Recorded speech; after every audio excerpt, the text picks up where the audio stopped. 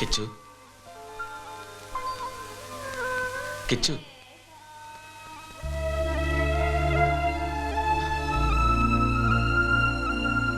ഇന്നലെ വൈകിട്ട് തന്നെ എത്തി. രാത്രി നീ വന്നത് നല്ല ഫോമിലാ. അപ്പൊ നിന്റെ മുന്നിൽ വരണ്ടാന്ന് തോന്നി. അതാ ഒന്ന് കാണണമെന്ന് കുറെ നാളായി വല്ലാണ്ട് തോന്നി. ചായ.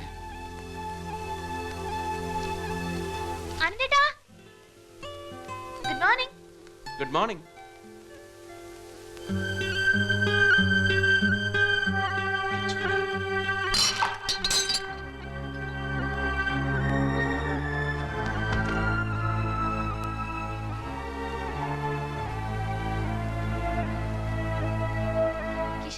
നീ ഒന്നും പറയണ്ട. അഖില, നീ അപ്പുറത്തേക്ക് പോ. അവൾ ഓട്ടോയിൽ വരുമ്പം വഴി കണ്ടതാ. നീയാന്ന് ആദ്യം കരുതിയത്. പിന്നെ മനസ്സിലായല്ലോ. എന്നിട്ട് എന്തിനാ മമ്മി എന്റെ വീടിന്റെ ചാവി കൊടുത്തത്? അന്യനൊന്നും അല്ലല്ലോ, നിന്റെ ബ്രദർ അല്ലേ. എനിക്ക് അവനെ കാണണ്ടെങ്കിലോ? ജീസസ്, നീ എന്തിനാ ഷൗട്ട് ചെയ്യുന്നത്? അവൻ ഇപ്പൊ ഇറങ്ങണ എന്റെ വീട്ടിൽ നിന്ന്. അത് കണ്ടവർക്കൊക്കെ കയറി കിടക്കാനുള്ളതല്ല. ഓ, എന്നാ നീ വീട് പൂട്ടിപ്പിക്കോ. Keep your keys with you. എന്തായി? ഭയങ്കര പൊട്ടലും ചീറ്റലുവാ. കുഴപ്പമില്ല, അത് മമ്മി ഹാൻഡിൽ ചെയ്തോടും. അവന്റെ ഈ ബേളൊന്നും മമ്മിയുടെ ദേഷ്യമില്ല. അനന്തകൃഷ്ണനെ പറഞ്ഞു വിടാൻ മമ്മി ഏതായാലും ഉദ്ദേശിക്കുന്നില്ല. അവൻ ഇവിടെ താമസിക്കും. അതിന് മമ്മിക്ക് നിന്റെ പെർമിഷൻ ഒന്നും ആവശ്യമില്ലല്ലോ.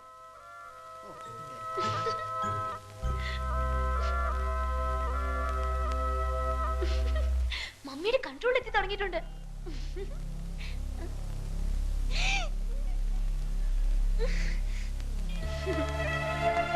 ഇവിടെ സമാധാനം തരത്തില്ല എന്ന് തന്നെ ഒരുമ്പട്ട് ഇറങ്ങിയിരിക്ക.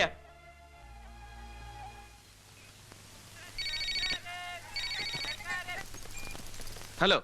എന്താടോ കാലത്ത് ഒരു വല്ലാത്ത ഹലോ? ഉണന്നേ ഉള്ളൂ.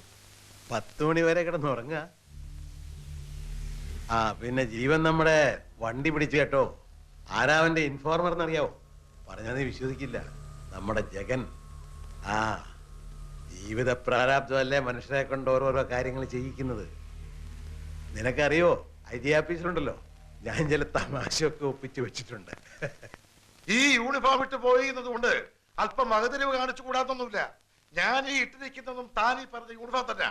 And this is my 19th year in service. താൻ എന്നെ പഠിപ്പിക്കൊന്നും വേണ്ട. ഞാൻ പറഞ്ഞതിൽ അങ്ങനെ ഒരു അർത്ഥമൊന്നും ഉദ്ദേശിച്ചിട്ടില്ല sir. Please give me some more time. ഇയാള് ഭയന്നിട്ടാണ്. I swear on it sir. തനിക്ക് മലയാളത്തിൽ പറഞ്ഞാൽ മനസ്സിലാകരുത്. ഇയാളുടെ പേരാണ് ജഗൻ. താൻ ഇന്നലെ രാത്രി പിടിച്ചെടുത്ത സാധനങ്ങൾ മുഴുവൻ ഇയാളേതാ. ഇയാൾ താനേ വന്ന് കുറ്റം സമ്മതിക്കുമ്പോ താൻ എന്തിനാണോ വെറുതെ ഒരു കുരു തക്കിപ്പൊട്ടിക്കണത്? തനിക്ക് വല്ല അസുഖമുണ്ടോ? Yes Jagan, this very same stupid is the fucking informer sir. ഓഹോ, തോന്നിയാസം ഇംഗ്ലീഷിൽ പറഞ്ഞാലും തോന്നിയാസം തന്നെയാ. സീനിയേഴ്സിനോട് എങ്ങനെ ബിഹേവ് ചെയ്യണമെന്ന് താൻ ആദ്യം പഠിക്കണം. I am sorry sir. മതി, അധികം വിശദീകരണമൊന്നും വേണ്ട. പറയുന്നത് പോലെ ചെയ്താൽ മതി. വണ്ടി ഓടിച്ചിരുന്ന ഡ്രൈവർ കരയില്ലായിരുന്നു, അതിനകത്ത് ഉണ്ടായിരുന്നു. അയാളെ ഉടനെ റിലീസ് ചെയ്യുക.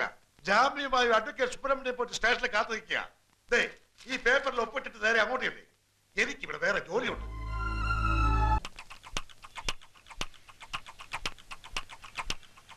Release the driver only.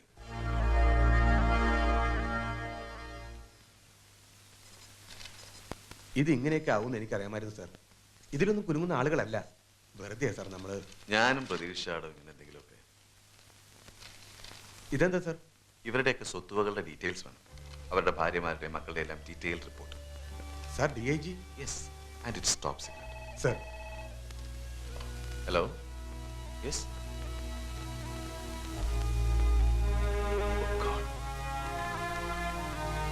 ഞാൻ വരുന്നു. എന്ത് പറ്റി സാർ? ആ informer Jagan, he's killed. Francy ഇതുപോലെ കിച്ചണിലൊക്കെ ഹെൽപ്പ് ചെയ്യുമായിരുന്നു. ബാക്ക് ഡോർ വഴി നേരെ കിച്ചണിലേക്കാ കയറി വരുന്നെങ്കിൽ 2 സ്മോൾ അടിച്ചിട്ടുണ്ടെന്ന് അറിയാം. ഞാൻ കിച്ചണിലായിരിക്കുന്നവനറിയാം. പിന്നെ വെജിറ്റബിൾ കട്ടയിലും തേങ്ങ ചെരവലും ഒരു ബഹളം തന്നെ. സിസ്റ്റേഴ്സില് എന്നോടായിരുന്നു ഫ്രാൻസിക്ക് ഏറ്റവും മതി കഥ ഇവിടെ നിർത്താം. നീ പൊടിയോടുന്നു. ഞാൻ കരയൊന്നുമില്ല. ബൈക്ക് ആക്സിഡന്റില്ല.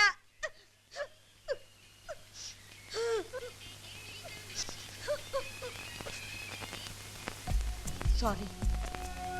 ഞാനൊരു സൺഡേയുടെ മൂഡ് സ്പോയിൽ ചെയ്തു അല്ലേ? അനന്ത് ലഞ്ചിനുണ്ടല്ലോ. ഇന്ന് ചർച്ച പോണ്ടാന്ന് പറഞ്ഞപ്പോഴേ ഞാൻ വിചാരിച്ചതാ ഇന്ന് ലഞ്ചിന് പഴംപുരാണാവും വിളമ്പാന്ന്.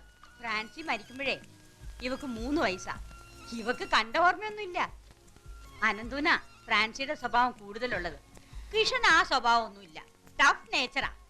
എന്നാലും എന്നെ വലിയ സ്നേഹ. എടേ അതൊന്നും എടുത്തേ. അത് മമ്മി എന്നെ എടുത്താ മതി. റീസെന്റ് ആവും. കിച്ചുവിന്റെ ഈ ജോലിയും കാര്യങ്ങളും ഒക്കെ മമ്മിക്കറിയാം. സത്യം പറഞ്ഞ കുറെ കാലത്തേക്ക് അറിയില്ലായിരുന്നു. പിന്നെ കിഷൻ തന്നെയല്ല മമ്മിയോട് പറഞ്ഞത്. പറഞ്ഞ അതൊരു വലിയ കഥ തന്നെയാ. ഒരു ദിവസം മാർക്കറ്റ് റോഡിൽ വെച്ചിട്ട് കരിമുട്ടി പോലെയുള്ള മനുഷ്യനെ ഇടിച്ച് പപ്പടാക്കുക കിഷൻ. ഞാൻ കണ്ടുവെന്ന് മനസ്സിലായപ്പോ എന്റെ പിന്നാലെ ഓടി വന്നു. എന്തിനാന്നാ മമ്മിയോട് പറയലെന്ന് റിക്വസ്റ്റ് ചെയ്യാൻ. ഈ രഹസ്യം കൊണ്ട് കുറെ കാലം ഞാൻ ബ്ലാക്ക്മെയിൽ ചെയ്തതാ. സഹികെട്ട ഒരു ദിവസം കിഷൻ തന്നെ എല്ലാ രഹസ്യവും മമ്മിയോട് തുറന്നു പറഞ്ഞു. എന്നെ സഹിക്കുന്നതിനെക്കാട്ടും ഭേദമല്ലേ ഈ കാണിക്കുന്ന മൊരട്ടൊന്നും ഉള്ളിലില്ലാന്നേ. എന്നും മുട്ടുകുത്തുമ്പോ ആദ്യം പ്രാർത്ഥിക്കുന്നത് കിഷന് വേണ്ടിയാണ്. മമ്മി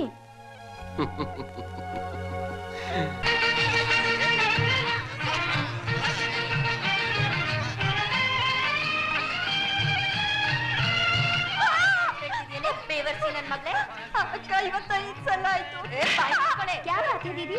अरे ये मुइयाड़ी है कि इसको 5 ग्राम से ज्यादा नहीं चलता। रात भर एक ही के साथ सोने वाली साली का थोपड़ा सा देखो। अरे बढ़िया इसका नाटक बनने वाली यहाँ आई है तो ये नाटकबाजी बंद कर। अरे नहीं तो एक अरे ओ चमेली देखो हां अभी आई दीदी।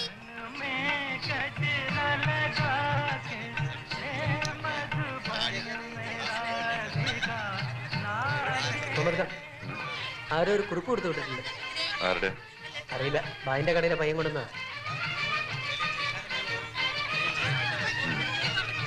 നീ വയ്ക്കോ.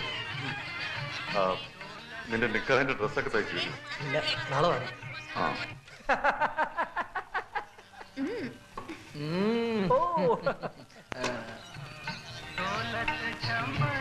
ఏమీ మగమద్ నేను కొద్దిగా బయటెళ్ళి తొందరగా వచ్చేస్తాను.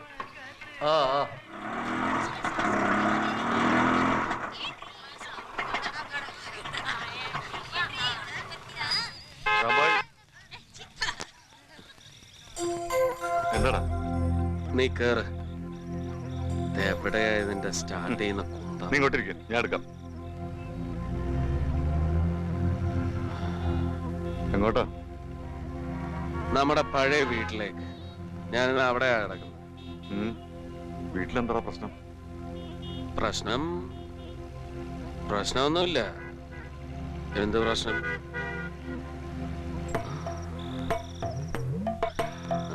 നിലത്ത് കിടക്കണ്ട, നമ്മുടെ പായുണ്ട് ഇവിടെ.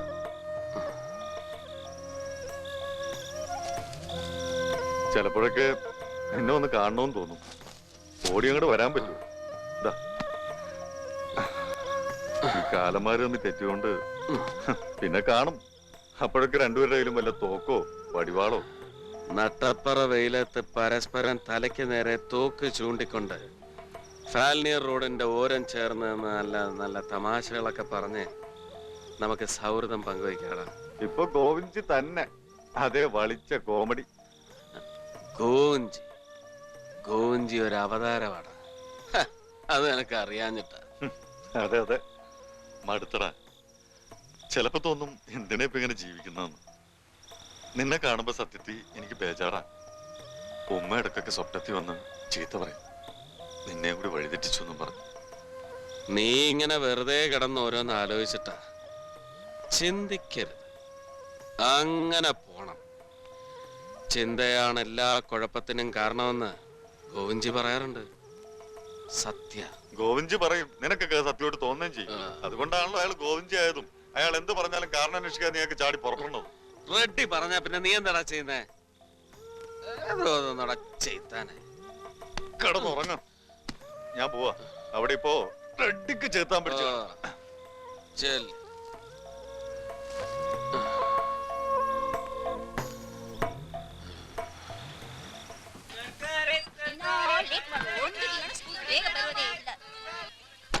ಸರ್ ತಗೊಳ್ಳಿ.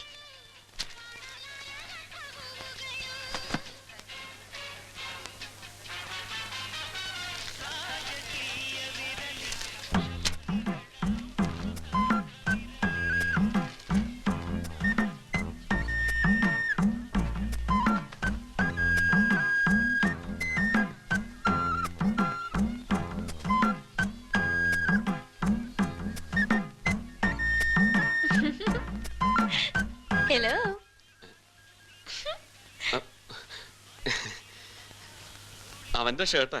അപ്പൊ നമ്മൾ ഷർട്ടൊന്നും കൊണ്ടുവന്നില്ലായിരുന്നോ? ഓ, ഒന്ന് ക്ഷമിച്ചു കളയെന്നേ. എനിക്കിപ്പോ എന്തിനാ ക്ഷമിക്കാൻ?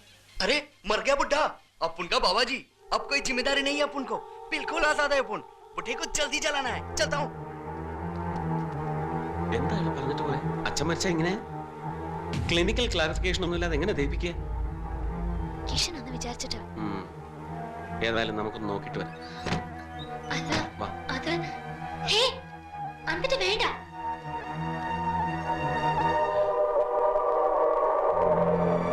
വേണ്ട, നമുക്ക് പോവാം. ആ ചെക്കൻ വിവരമില്ലാണ്ട് ഇങ്ങനെ തന്നെ എടുത്തോണ്ട് പോയി ദയിപ്പിക്കൂ. എന്തെങ്കിലും ആയിക്കോട്ടെ, നമുക്ക് എന്തിനാ വെറുതെ? വാ പോവാം. ഓട്ടോ. किशन जी कार है।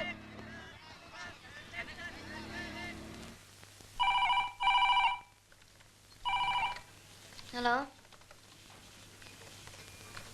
ಸರ್, ನಾ ಹೊರಗಡೆ ಬರ್ತೀನಿ. കിഷൻ ഇപ്പൊ എന്താ വേണ്ടേ? അന്തുട്ട് പോയെന്ന് അറിയണമെങ്കിൽ ഇല്ല.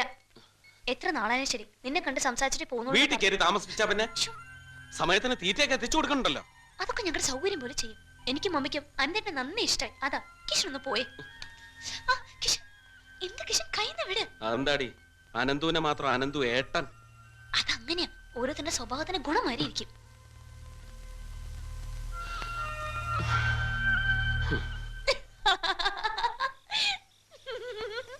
അപ്പോഴത്തെ എക്സ്പ്രഷൻ അന്തേട്ടൊന്ന് കാണായിരുന്നു. വന്നാ മതിയായിരുന്നു ഗുരുവായൂരപ്പ.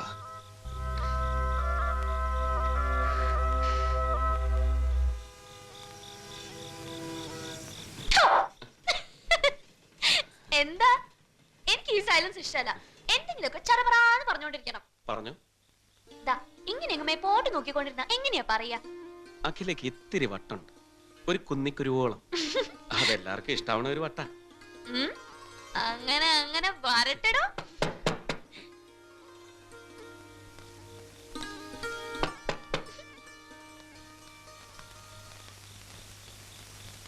കിഷണ, ഞാൻ പറഞ്ഞില്ലേ